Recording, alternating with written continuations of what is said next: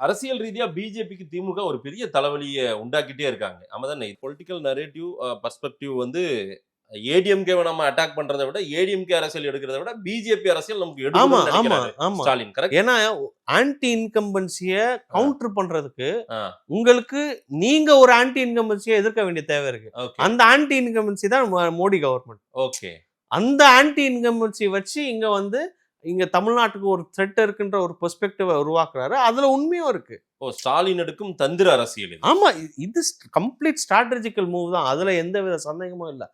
ஆனா அந்த ஸ்ட்ராட்டஜி ஒரு கன்ஸ்ட்ரக்டிவான ஒரு பாசிட்டிவான ஸ்ட்ராட்டஜி தான். அது திமுகவுக்கு ஹெல்ப் பண்ணணும் தான் நான் சொல்றேன்.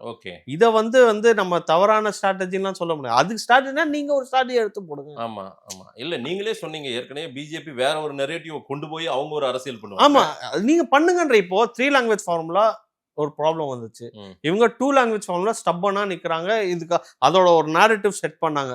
தமிழ் மொழியை காப்போம் அப்படின்றது ஒரு நேரேட்டிவ் செட் பண்ணாங்க. ஆனா நீங்க என்ன பண்றீங்க? நீங்க 3 லாங்குவேஜ் ஃபார்முலா இம்ப்ளிமெண்ட் பண்ணுவோம், நம்ம வந்து அதை நாங்க ஆட்சிக்கு வந்தா இம்ப்ளிமெண்ட் பண்றோம்ல, அந்த நேரேட்டிவை நீங்க உங்களை தள்ள வச்சிடறாருல. Correct correct. அத நீங்க தான் போய் ஸ்டக் ஆவறீங்க, அவர் ஸ்டக் பண்ணல.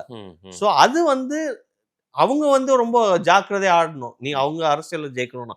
But Stalin is doing a very good move. அது எனக்கு பொறுத்தவரைக்கும் அதுதான்.